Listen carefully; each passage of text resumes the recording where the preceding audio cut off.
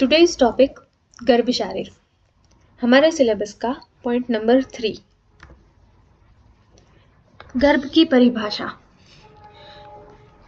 According to आचार्य चरक, शुक्र शोणित जीव संयोगे तु खलु कुक्षिगते गर्भ संज्ञा भवति। आचार्य चरक कहते हैं कि गर्भ शुक्र और शोणित के संयोग से बनता है और जो संयोग से वो मास फॉर्म होता है गर्भाशय में, उसे कहेंगे गर्भ। अकॉर्डिंग टू आचार्य सुश्रुत, शुक्र शोणितम गर्भाशयस्थम आत्म प्रकृति विकार समूर्छितम गर्भ इति उच्यते। आचार्य सुश्रुत कहते हैं कि शुक्र और शोणित का संयोग जो गर्भाशय में हो रहा है, उसके साथ साथ आत्मा, अष्ट प्रकृति और षोडश विकार, ये जो मिलके जो भी स्ट्रक्चर बनता है उसे कहेंगे हम गर्भ। अभी शुक्र क्या है? शुक्र के पर्याय दिए गए हैं वीर्य और रेतस।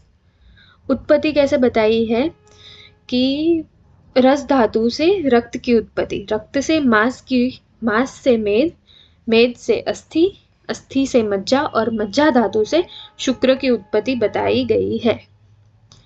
शुक्र का स्वरूप आचार्य सुश्रुत ने बताया गया है शारीर स्थान में कि शुक्र सौम्यम, शुक्र है वो सौम्य है। सौम्य यानी कि उसका मेजॉरिटी ऑफ द पोर्शन आप महाभूत से बना है, जल महाभूत से। अब हम शुद्ध शुक्र के लक्षण पढ़ेंगे। अकॉर्डिंग टू आचार्य सुश्रुत, स्फटिकाभम द्रवम स्निग्धम मधुरम मधुगंधी च शुक्रम इच्छन्ति केचितु तेल क्षोद्रम निभम तथा। जो शुद्ध शुक्र है वो कैसा दिखेगा?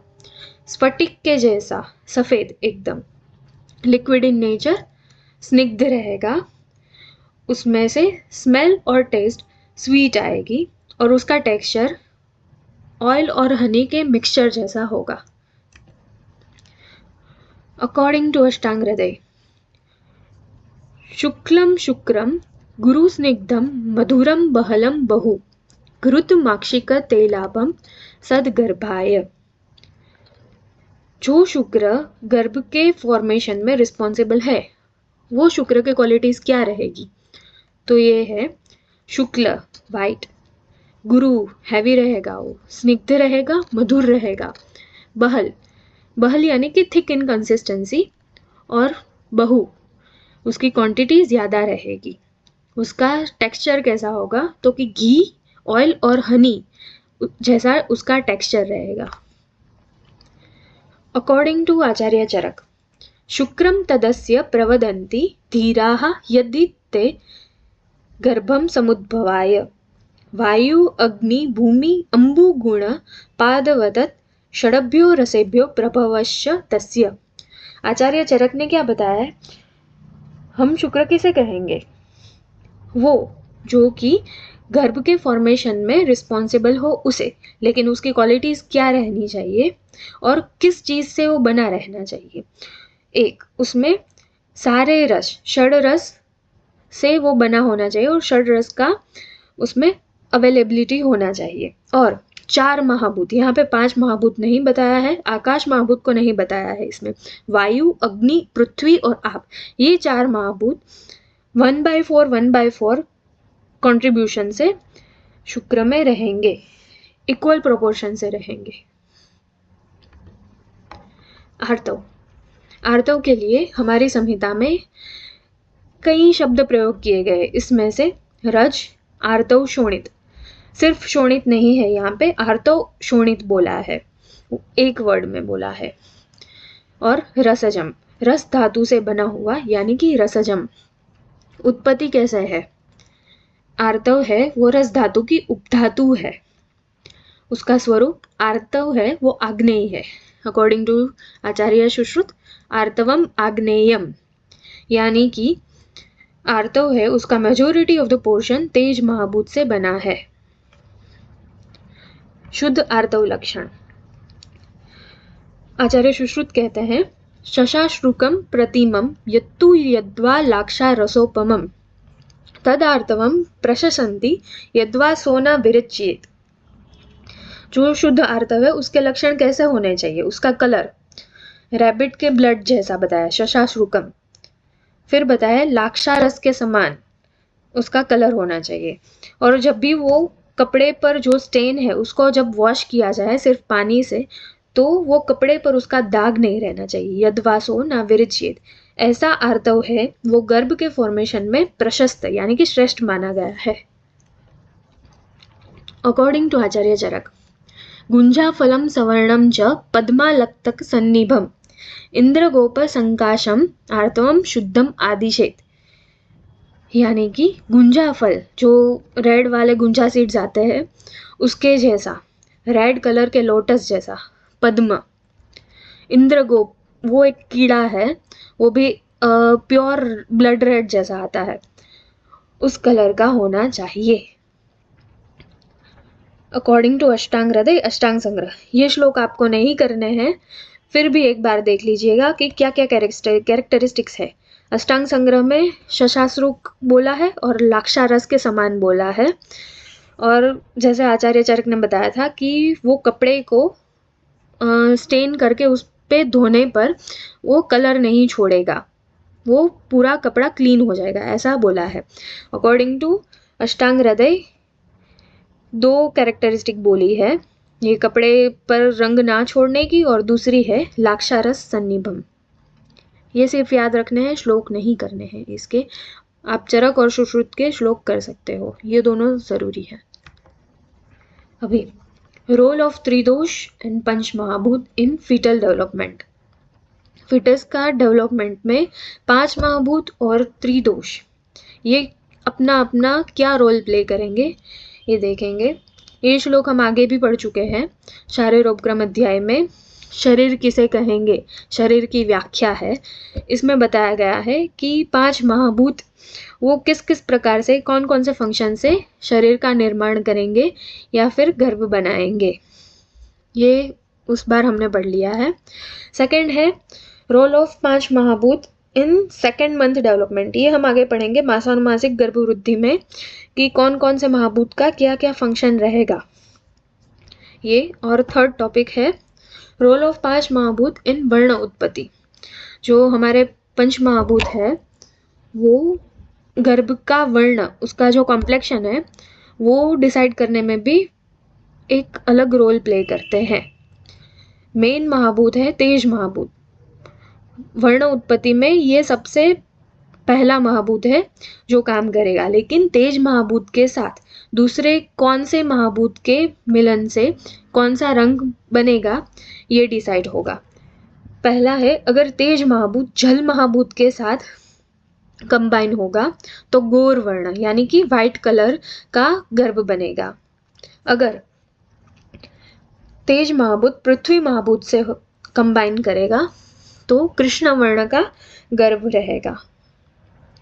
थर्ड है, तेज महाभूत पृथ्वी और आकाश महाभूत से अगर वो कंबाइन करे तो वर्ण उत्पत्ति होगी वो कृष्ण और श्याम, मतलब ब्लैकिश कलर, अरुण कलर जो रेडिश कलर है वैसा, गौवर्ण जिसे बोलते हैं वैसा कलर होगा।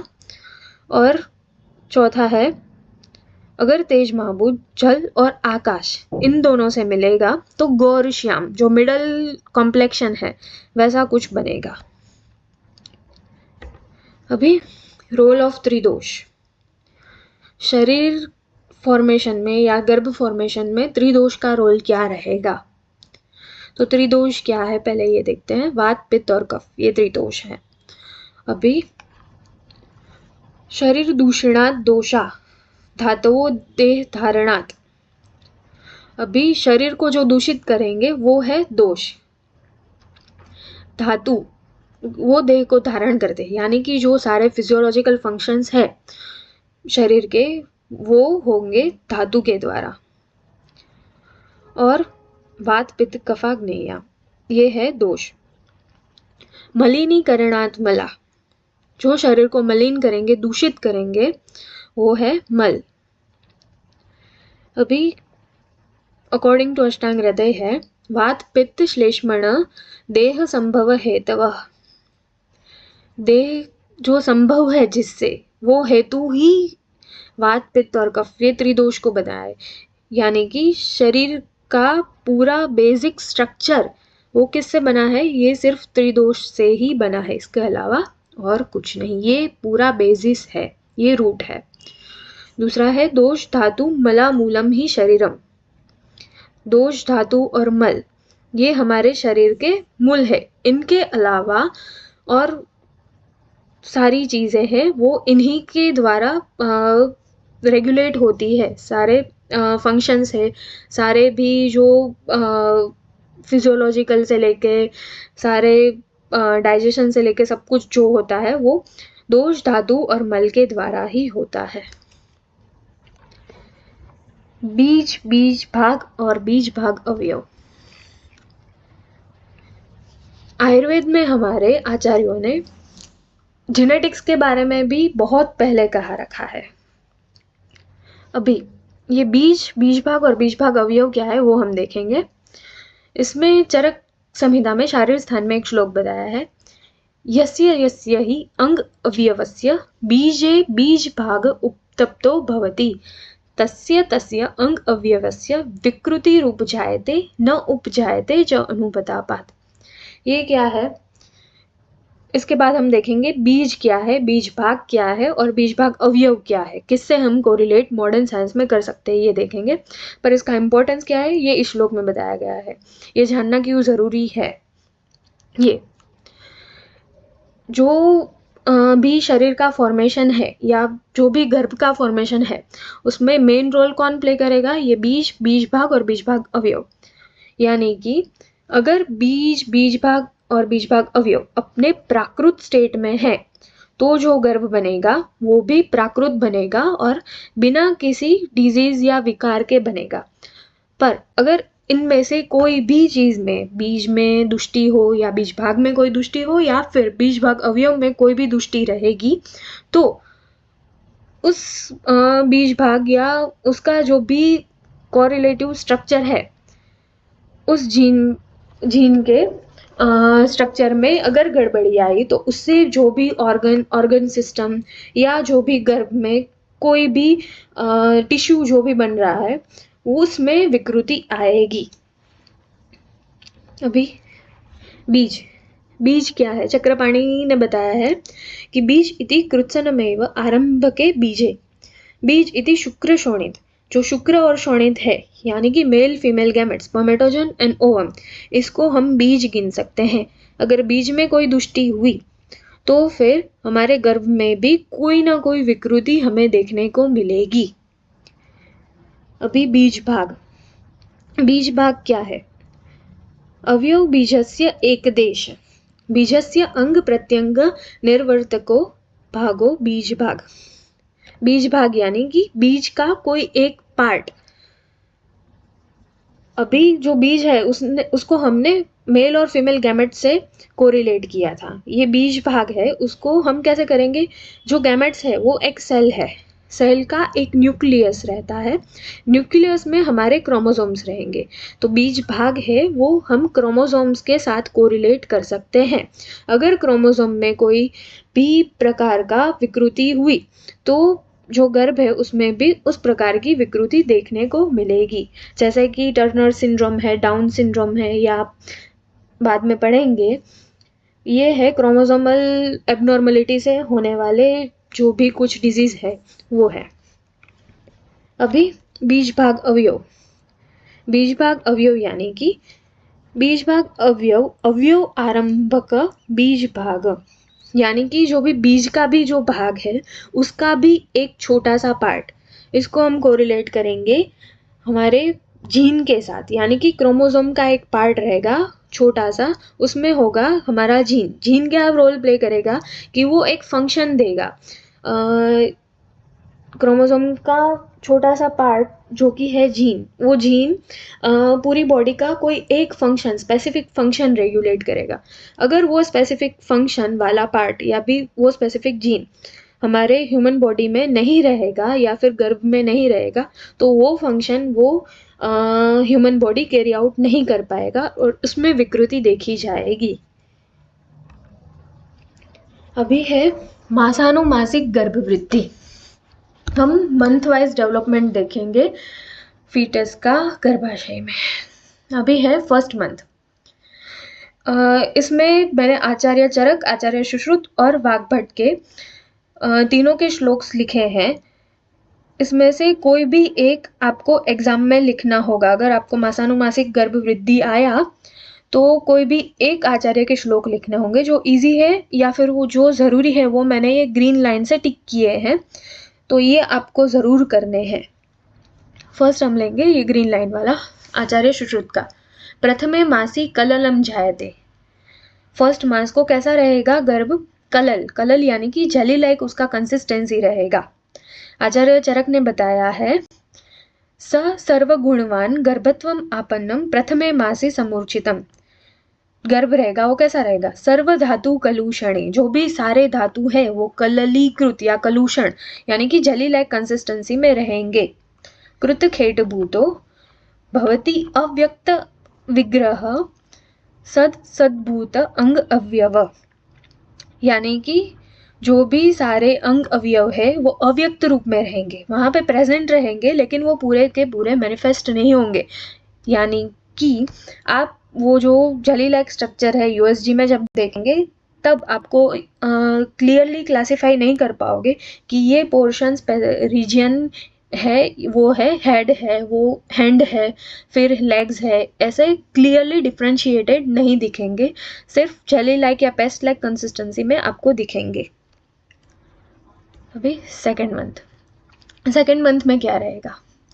सेकेंड मंथ में जो जेली लाइक कंसिस्टेंसी से उस पे 5 महाभूत है वो एक्ट करेंगे और अपना अपना कार्य करने के बाद उसको एक स्पेसिफिक शेप देंगे, जो है शीत उष्म अनिले अभिप्रपच्यमानानां द्वितीय महाभूतानां घन संघातो संजायते यदि पिंड पुमान स्त्री चेत पेशी नपुंसकम चेद अर्बुदम इति। ये क्या है कि शीत यानी कि कफ, उष्मा यानी पित्त और अनिल वायु, ये तीनों दोष और महाभूत जो कललीकृत गर्भ का फॉर्म था उस पर एक्ट करेंगे और उसको घन बनाएंगे यानी कि सॉलिड फॉर्म में बनाएंगे। अगर वो सॉलिड फॉर्म यहाँ पे दिया हुआ है कि उसका शेप के हिसाब से हम गर्भ का सेक्स डिटर्मिनेशन कर सकते हैं, ये सेकेंड मंथ से बताया गया है कि वो अगर मास रहेगा सर्कुलर फॉर्म में, पिंड के फॉर्म में रहेगा तो वो मेल होगा। अगर वो पेशी यानी कि इलोंगेटेड फॉर्म में होगा, सिलेंड्रिकल या फिर इलोंगेटेड फॉर्म में रहेगा, वो होगा फीमेल। और अगर उसका कोई भी शेप नहीं है, इरेगुलर इन शेप है, तो वो नपुंसक यानी कि हर्माफ्रोडाइट होगा।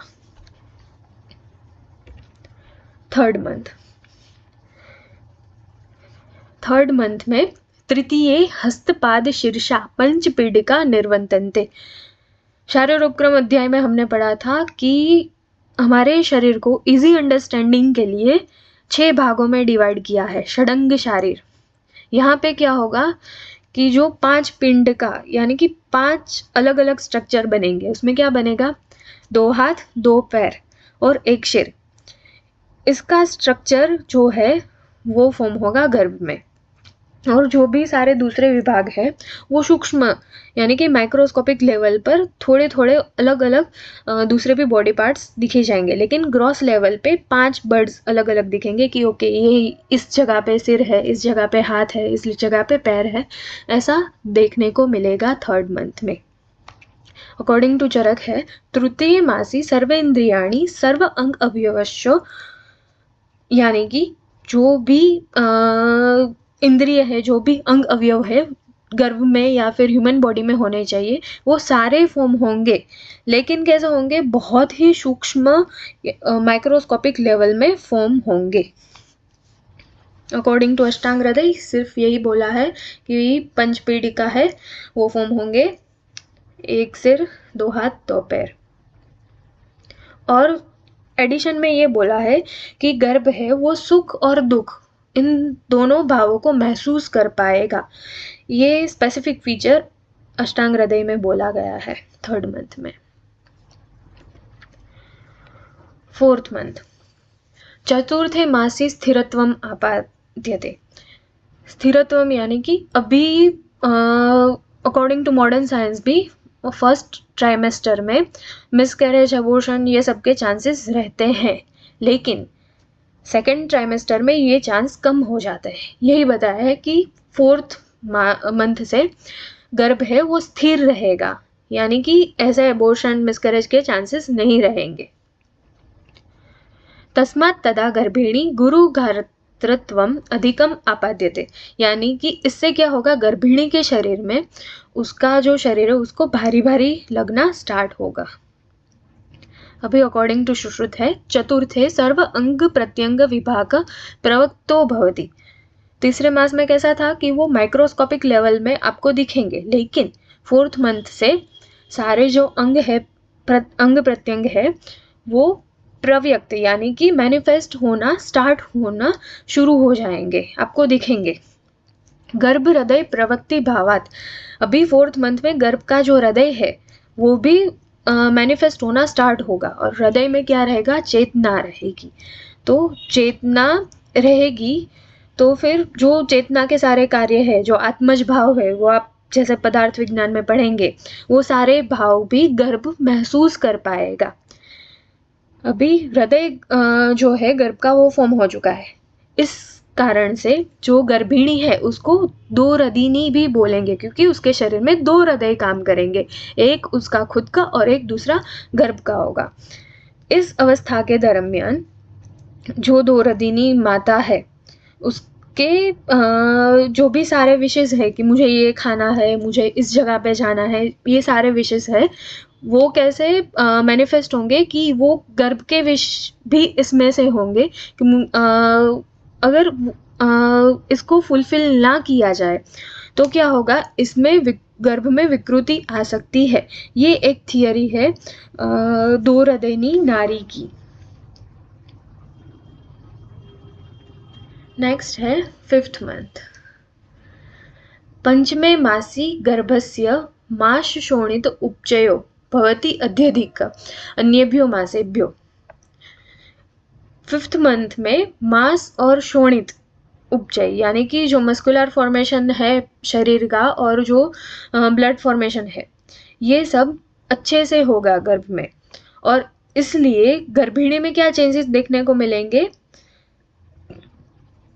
गर्भिणी कृश लगेगी, फिफ्थ मंथ में कार्श्य लगेगी, क्योंकि ये जो मांस और शोणित बनने के लिए जो भी स्ट्रक्चर्स है वो गर्भिणी से ही लेगा, और अपना खुद का जो भी फॉर्मेशन है वो उसमें स्टार्ट होना शुरू हो जाएगा। अभी है अकॉर्डिंग टू आचार्य सुश्रुत, पंचमे मन प्रतिबुद्ध तरम भवति। फिफ्थ मंथ में जो बेबी का मन है वो भी डेवलप होना स्टार्ट हो जाएगा, चेतना के साथ साथ जो मानसिक भाव है, कॉन्शियसनेस है, ये भी सारा डेवलप होना स्टार्ट हो जाएगा। अभी सिक्स्थ मंथ। षष्ठे मासी गर्भस्य बलवर्णो उपचयो भवति अत्यधिक अन्येभ्यो मासेभ्यो। सिक्स्थ मंथ का स्पेशलिटी फीचर क्या है कि बलवर्ण है वो गर्भ में बनना स्टार्ट होगा दूसरे मास जो है मंथ उसके अलावा, और इसका गर्भिणी पर इफेक्ट क्या होगा, गर्भिणी का बल और वर्ण है वो कम होते जाएगा, क्योंकि वो सब कुछ एब्जॉर्प्शन, उसके न्यूट्रिशन कौन ले रहा है, गर्भ ले रहा है, इसलिए। According to Sushruta, fifth month में क्या हुआ था कि मन डेवलप हुआ था, अभी मन के बाद क्या होगा, बुद्धि डेवलप होगी। षष्ठे बुद्धि यानी कि जो इंद्रिय है, जो भी परसीव करने की हमारी ज्ञानेंद्रिय, कर्मेंद्रिय, जो बुद्धि है, ये सब कुछ डेवलप होगा सिक्स्थ मंथ में। अष्टांग संग्रह के षष्ठे केश रोम नख अस्थि स्नायु आदि, केश रोम नख अस्थि ये जो सारे एक्सटर्नल फीचर्स हैं वो भी डेवलप होना स्टार्ट हो जाएंगे सिक्स्थ मंथ से। अकॉर्डिंग टू गर्भ उपनिषद, षष्ठे मासे मुख नासिका अक्षी श्रोत्राणी भवन्ति। जो एक्सटर्नल ऑर्गन्स है, ऑरल ऑरिफिस है, नोज है, श्रोत्र यानी कि ईयर पिन्ना जो है वो सब भी 6th मंथ से डेवलप होना स्टार्ट हो जाएगा। 6th मंथ से जो गर्भ है उसका एक्सटर्नली सारा कुछ डेवलप होगा, इसलिए वो एक शेप के साथ साथ एक फीचर जो है वो भी डेवलप करेगा कि स्किन हो गया, नेल्स है, हेयर्स है, ये सब कुछ डेवलप होने पर पूरा हमें लगेगा ओके ये ह्यूमन बेबी है। ये हम यूएसजी में क्लियरली डिफरेंशिएट कर पाएंगे। 7th मंथ सप्तमे मासी गर्भ सर्वभावेर आप्यायते तस्मात् तदा गर्भिणी सर्व आकारे क्लांततमा भवति। ये जो सारे स्ट्रक्चर्स है, जो सारे भाव है, वो सारे भावों का डेवलपमेंट और ज़्यादा किस मंथ में होगा? 7th मंथ में। इसलिए गर्भिणी क्लांततमा, पूरी थकी हुई, वीक, लेथार्जिक, ये हमें 7th मंथ में गर्भिणी ज़्यादा लगेगी। अकॉर्डिंग टू सुश्रुत है सप्तमे सर्व अंग प्रत्यंग विभाग प्रव्यक्ततर, यानी कि अभी जो ग्रोथ हो रहा था उसका भी आगे का फॉर्मेशन, डेवलपमेंट पूरा जो है, डिफरेंशिएशन है, वो सारा सप्तमे मास 7th मंथ में होगा। अकॉर्डिंग टू अष्टांग है सप्तमे सर्वा अंग संपूर्णता सर्वे, यानी कि अभी तक का जो भी ऑर्गन डेवलपमेंट हो रहा था ये संपूर्णता up to the finish level जो है वो किस मंथ में पहुंचेगा? 7th मंथ में। यानी कि पूरा जो गर्भ है उसके एक्सटर्नल से लेके इंटरनल फीचर्स, ऑर्गन्स, सब कुछ सिस्टम, सब कुछ 7th मंथ तक बनना पूरा हो जाएगा। अभी है 8th मंथ। 8th मंथ का श्लोक बहुत बड़ा है। जनरली अकॉर्डिंग टू ये सुश्रुत शारीर का श्लोक है अष्टमे अस्थिरी भवति ओज। 8th मंथ में क्या है कि अभी सारे स्ट्रक्चर्स तो बन गए, लेकिन जो शरीर को जिंदा रखने के लिए ज़रूरी है, जो ओज है, वाइटल फैक्टर है, वही 8th मंथ में बनना स्टार्ट होगा। और जो ओज है वो अस्थिर रहेगा, स्थिर नहीं रहेगा।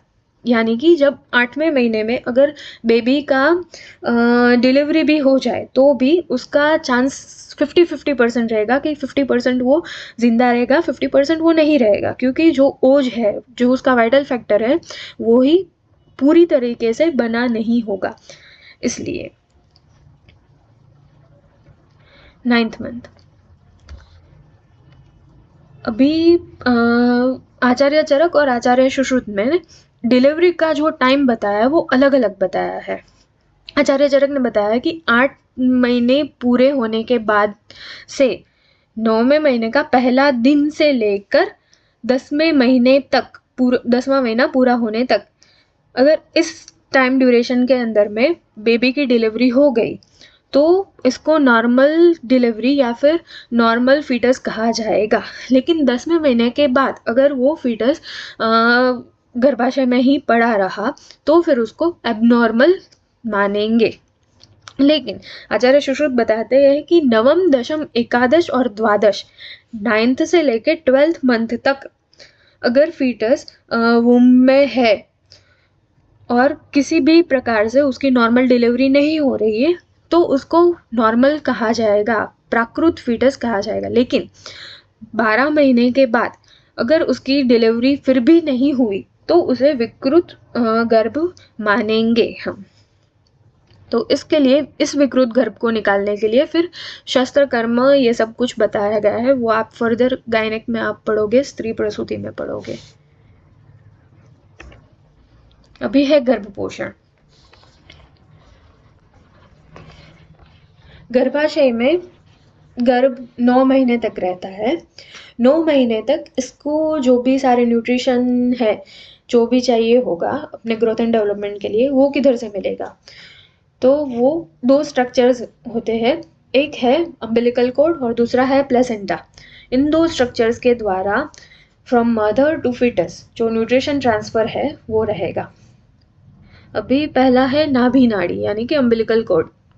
नाभि नाड़ी से कैसे न्यूट्रिशन बेबी को मिलेगा, आचार्य सुश्रुत ने ये पूरा प्रोसेस बताया है। श्लोक है मातुस्तु खलु रसवहायां नाड्यां गर्भनाभि नाड़ी प्रतिबद्धा सा अस्य मातुर आहार रसवीर्यम् अभिवहति तेन उपस्नेहेन अभिवृद्धि भवति असंजता प्रत्यंग प्रविभाग। अभी कैसा है बताया है, ये प्रविभाग तक ही आप श्लोक करोगे तो ठीक है, बाकी का जो है वो इतना जरूरी नहीं है नाभि नाड़ी का। अभी जो नाभि नाड़ी है उससे दो प्रकार से न्यूट्रिशन मिलेगा बेबी को, एक है उपस्नेह और एक है उपस्वेद। जो न्यूट्रिशन मटेरियल रहेगा वो दो फॉर्म में रहेगा, एक है लिक्विड मटेरियल, एक है गैसियस। जो लिक्विड मटेरियल है वो सारा कुछ उपस्नेह से मिलेगा, मॉइस्चर और लिक्विड ट्रांसफर के द्वारा, जो नाभि नाड़ी में आप आगे भी पढ़ोगे मॉडर्न में कि अम्बिलिकल कॉर्ड में अम्बिलिकल आर्टरीज और अम्बिलिकल वेन्स रहती है, इससे हमारा लिक्विड ट्रांसफर रहेगा। लेकिन गैसियस ट्रांसफर ये भी होगा ना, फिटस को ऑक्सीजन है, ये सब कुछ सारे दूसरे गैसियस मटेरियल है वो भी डेवलपमेंट के लिए चाहिए होंगे। वो कैसे मिलेगा, वो उपस्वेद द्वारा, यानी कि जो ऑस्मोटिक प्रेशर और वो सब आपने 11th-12th स्टैंडर्ड में पढ़ाया होगा, वो डिफ्यूजन प्रोसेस से ये पूरा मिलेगा न्यूट्रिशन उसको। अभी ये न्यूट्रिशन कहाँ से आएगा, तो कि जो माता है गर्भिणी है उसकी रसवह नाड़ी है उसका कुछ पार्ट या फिर तिर्यकगत रस वह धमनी है वो गर्भाशय में रहेंगी, और इस धमनी से जो अपरा है वो बनेगा। अपरा बनने के बाद अपरा में ये जो सारा स्ट्रक्चर है धमनी है वो फिर वहाँ से जो नाभि नाड़ी है उसके जो ये शीरा धमनी वाले स्ट्रक्चर्स है उसमें आएगा, और ये नाभि नाड़ी गर्भ के नाभि यानी कि अम्बिलिकल एरिया में अटैच रहेगी, वहां से उसको उसकी सारी पूरी बॉडी में ये न्यूट्रिशन फैलेगा। अभी अकॉर्डिंग टू चरक बताया है कि मात्रादीनां खलु गर्भकरणां भावानां संबद्धस्तथा वृत्तस्य सौष्ठवं मातृतश्चैवो उपस्नेह उपस्वेदाभ्यां कालपरिणाम स्वभाव संसिद्धिश्च कुक्षो वृद्धिर प्राप्नोति। ये सबसे तो इसे न्यूट्रिशन है वो कुछ मिल गया, लेकिन अभी दूसरे भी भाव है जो मातृज पितृज सत्वज सात्म्य, जो 6 भाव आप आगे पढ़ोगे, ये भाव भी गर्भ के आगे के डेवलपमेंट में एक स्पेसिफिक रोल प्ले करेंगे, और गर्भ का development time to time development जो है किस मास में क्या डेवलपमेंट होता है हमने पढ़ा, ये जो प्रोसेस है इसको रेगुलेट करेंगे।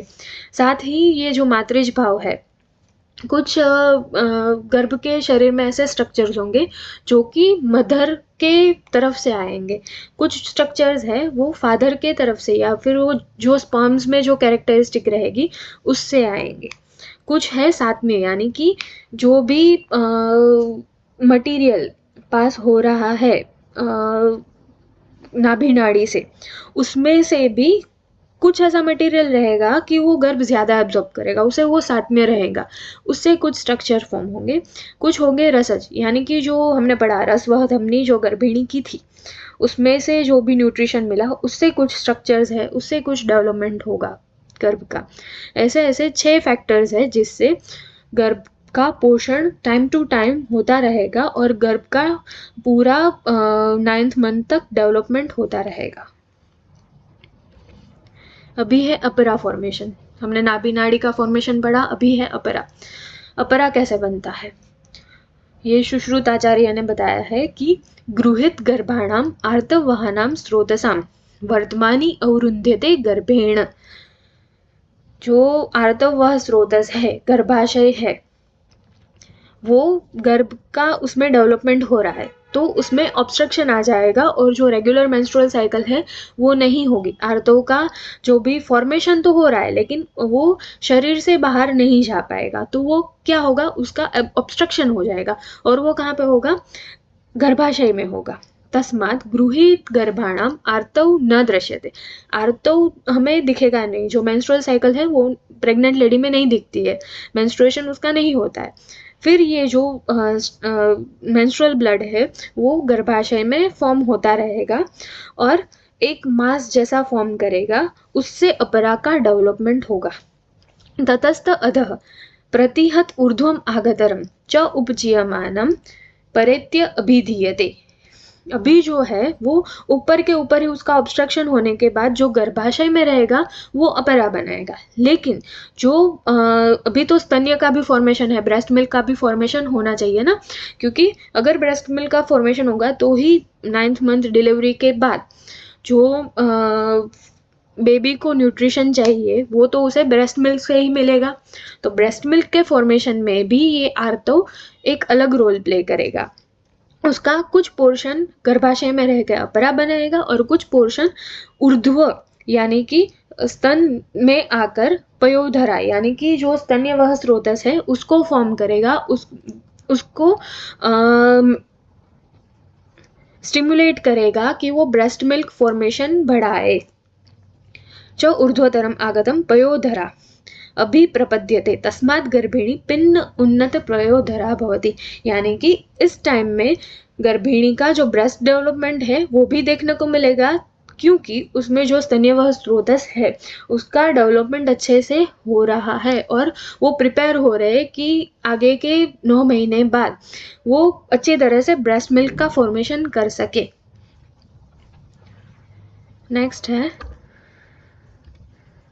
नाभि नाड़ी। नाभि नाड़ी हमने गर्भ पोषण में देख लिया, सिर्फ यही है नाभि नाड़ी का फॉर्मेशन और उसका जो भी फंक्शन है वो आगे देखा है। अभी है अंग प्रत्यंग उत्पत्ति।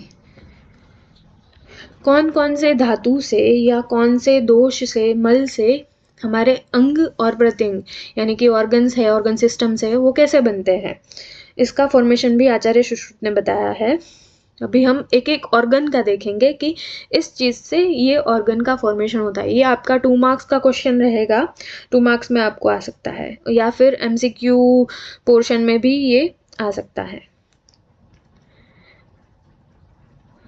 अभी है गर्भस्य यकृत प्लीहनो शोणितजो।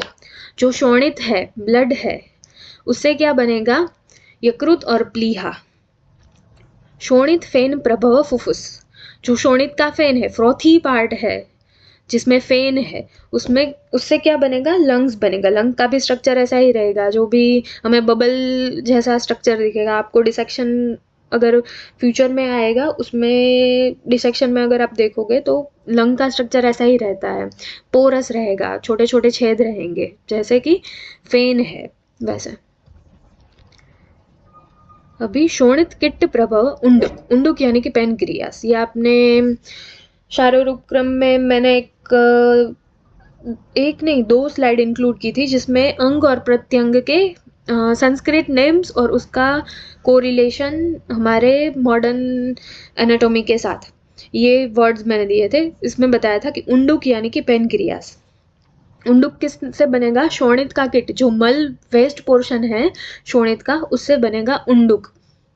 नेक्स्ट है, ये श्लोक नहीं करना है।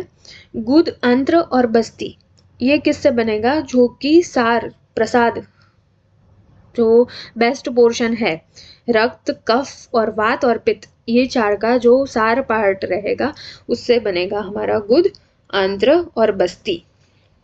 अभी है जिह्वा। जिह्वा किससे बनेगा, कफ, शोणित, मांस। सार पार्ट जो है कफ, शोणित और मांस का, उससे हमारे जिह्वा, टंग का फॉर्मेशन होगा। अभी पेशी। पेशी शरीर में ये श्लोक आप अच्छे से पढ़ोगे, लेकिन अभी सिंपल वे में बताती हूँ कि जो हमारे मांस धातु है या फिर जो मांस है, उसमें जब वात और पित्त की ऊष्मा, ये इन दोनों का जो प्रोसेस होता है, इससे हमारा मांस है वो छोटे छोटे पोर्शंस में डिवाइड होता है, और वो छोटा पोर्शन जो होगा वो मांस से थोड़ा थिक, थोड़ा टफ होगा, उसे क्या बोलेंगे हम, पेशी बोलेंगे। अभी है स्नायु। सीरा, स्नायु और त्वचा, ये मेद से बनेंगे, और जो स्निग्ध पार्ट मेद का रहेगा उससे बनेंगे, स्नेह पार्ट ऑफ मेद से सीरा, स्नायु और त्वचा। इसमें भी है कि जो मेद धातु का मृदु पाक रहेगा, जिसको बहुत ट्रांसफॉर्मेशन की ज़रूरत नहीं है और बहुत हीट उस पर नहीं लगी होगी और मृदु होगा, जो थोड़ा सॉफ्ट होगा, उससे क्या बनेगा, सीरा, और जिसपे बहुत सारा ट्रांसफॉर्मेशन हो चुका है और जो खरपाक बनेगा, यानी कि जिसपे बहुत सारा हीट उष्मा एक्ट कर चुका है और बहुत सारे ट्रांसफॉर्मेशन के बाद जो थिक और स्ट्रॉन्ग टफ पोर्शन बनेगा वो होगा स्नायु। किडनीज, वृक, वो किससे बनेंगे, रक्त और मेद के सार यानी कि प्रसाद भाग से किडनीज बनेंगे, वृक। अभी है वृषण, वृषण रक्त, मांस, कफ और मेद, इन चारों के सार पार्ट से बनेगा। हृदय, हृदय शोणित और कफ के प्रसाद यानी कि सार भाग से बनेगा। अभी है गर्भ विकृति। हमने बीज भाग और बीज भाग अवयव में पढ़ा कि एक एक पोर्शन का एक एक फंक्शन रहता है। अगर वो फंक्शन अच्छे से कैरी आउट नहीं हुआ या फिर वो पोर्शन नेक्स्ट जनरेशन को पास नहीं हुआ, वो बीज में ऐसी दुष्टि हुई, तो अलग अलग विकृतियां फॉर्म होंगी। तो वो कौन कौन सी विकृतियां होंगी वो हम उसका आयुर्वेदिक पोर्शन पढ़ेंगे। एक है गर्भस्राव और गर्भपात। गर्भस्राव हम किससे बोलेंगे, मिसकैरेज को, यानी कि अप टू 3 months में गर्भस्राव होगा। वो लिक्विड पोर्शन या फिर ब्लड के फॉर्म में जो भी गर्भ का स्राव हुआ उसे बोलेंगे हम गर्भस्राव। और एबोर्शन वो होगा 3 to 5 months में। इसमें लिक्विड और सेमी सॉलिड प्रोडक्ट्स का स्राव होगा, ये है गर्भपात। अभी अंतर्मृत गर्भ। अंतर्मृत गर्भ का आप इन फ्यूचर पूरा एक श्लोक भी पढ़ोगे, पर कौन कौन से सिम्टम्स हमें गर्भिणी में मिलेंगे ये हमें बताया है कि अगर उसका गर्भाशय में ही मृत्यु हो चुका हो तो उसको उदर में गर्भ का स्पंदन यानी कि कोई भी मूवमेंट्स फील नहीं होगी, प्रसव पीड़ा भी नहीं उसको फील होगी, पूरे शरीर में शूल रहेगा और पूरा शरीर काला पड़ जाएगा, काला और पांडु यानी कि पेल हो जाएगा। और उसके जो श्वास उच्छ्वास निश्वास है वो क्रिया में भी उसको दुर्गंध आएगी, उसके मुंह में से ऐसी दुर्गंध आएगी। ये अंतर्मुख गर्भ के लक्षण है। अभी है उपविष्टक। उपविष्टक और नागोदर ये हम इंट्रायूटेराइन ग्रोथ रिटार्डेशन से कोरिलेट कर सकते हैं। उपविष्टक में क्या होगा कि हमारे 9th month और जैसे बताया था कि अप टू 12th month आचार्य सुश्रुत ने बोला है कि ये नॉर्मल है। डिलीवरी इस मंथ के दौरान हो तो उसको नॉर्मल बोलेंगे, इसके बाद अगर हो तो उसको एबनॉर्मल कहा जाएगा। इसमें क्या होगा कि गर्भ के जो भी स्पेसिफिक मासानुमासिक वृद्धि है वो उसके टाइम पे होगी नहीं और गर्भ का विकास रुक जाएगा। गर्भ अंदर जीवित होगा, गर्भिणी को गर्भ का स्पंदन भी उसको फील होगा, पर जो गर्भ का विकास है वो रुक जाएगा, उसे कहेंगे उपविष्टक। और वो उसका विकास रुक जाएगा तो फिर नॉर्मली जो 9th month में या उसके टाइम पे जो डिलीवरी होनी चाहिए वो नहीं होगी और ये जो जेस्टेशन पीरियड है वो लंबा होता जाएगा, इसे बोलेंगे हम उपविष्टक। दूसरा है उपशुष्क या फिर नागोदर।